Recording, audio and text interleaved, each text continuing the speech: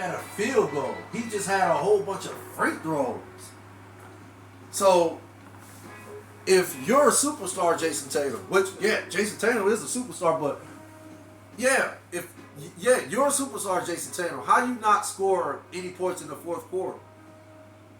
I like to think if he at least scores 6 points in the fourth quarter, Boston evens the series 1-1, right?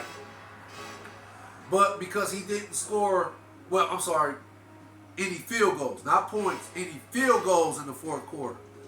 I like to think if he would have scored at least six field goals in the fourth quarter and then made his free throws, I like to think Boston wins that game easy. But because he had no field goals in the fourth quarter, he only had free throws, I think that's why Boston lost that game. Yeah. Is it the play of Jimmy Butler? Of course it is. Is it the play of Bam Adebayo? Oh yeah, Bam's showing out too. What's that dude? Max Strus?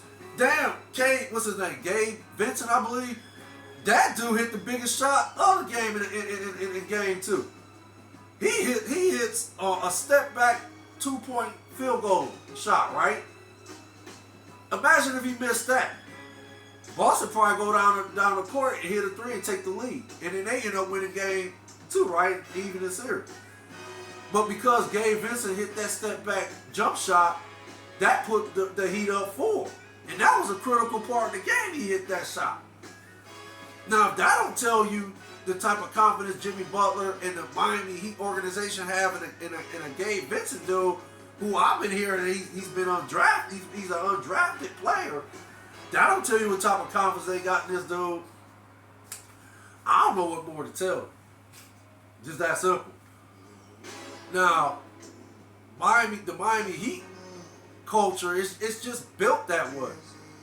This is how Pat Riley and Eric Spoelstra, this is what they expect of their players. They draft players and they sign players that fit their system. It's just that simple. They're not going to bring in any players that don't want to win championships. It's just that simple. If you don't want to win championships, then you cannot play here. You got to take that somewhere else. That's how Pat Riley has always been as a player, head coach, and a GM. That's how Pat Riley has always been. Pat Riley is one of the greatest players, head coaches, and GMs in the game, period. Eric Spoelstra is one of the greatest coaches in the game. And, in my opinion, the best coach in the NBA coaching right now. So, you got a combination of all this.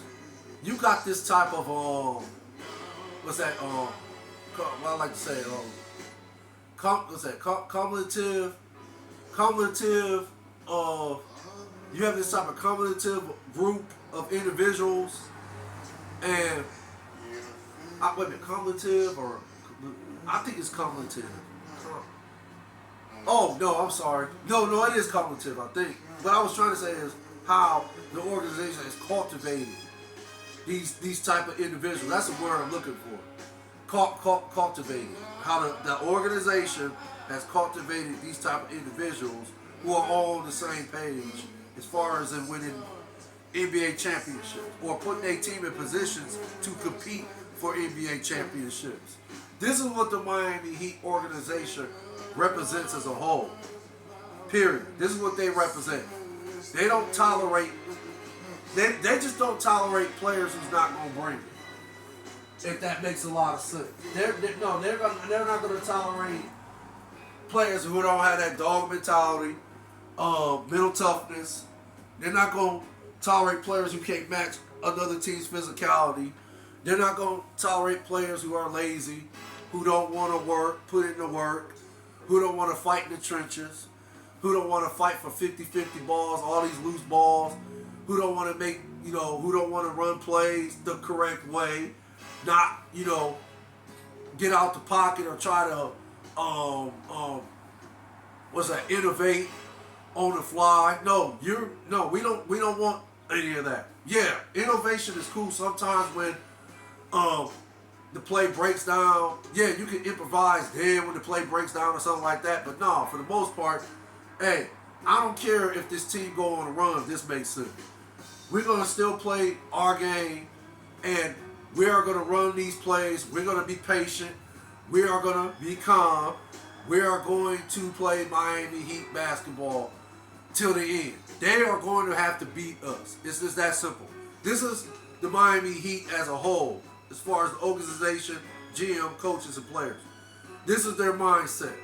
This is the type of heart they have. This is the type of fight they will display. Period.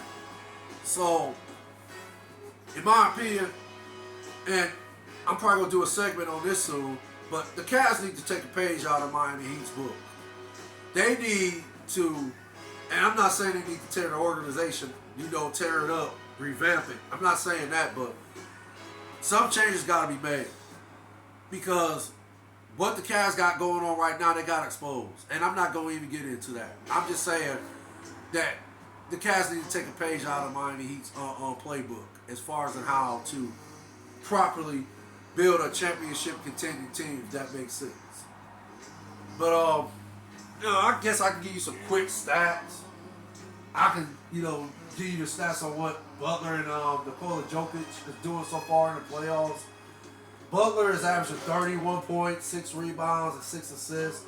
Or to be exact, 6.5 rebounds and 6.5 assists in 2 games versus the Celtics in this year's 2023 Eastern Conference Finals. And Nikola Jokic is averaging 29.9 points, 13.2 rebounds, 10.1 assists in 14 games in this year's 2023 Western Conference playoffs period. So that's about all I got to say. I appreciate the views. If you like, hit the like button. If you want to subscribe, I appreciate that, but I appreciate the views more. Y'all take care. Y'all stay blessed. One love. Facts for the ghosts. Later. You and your family.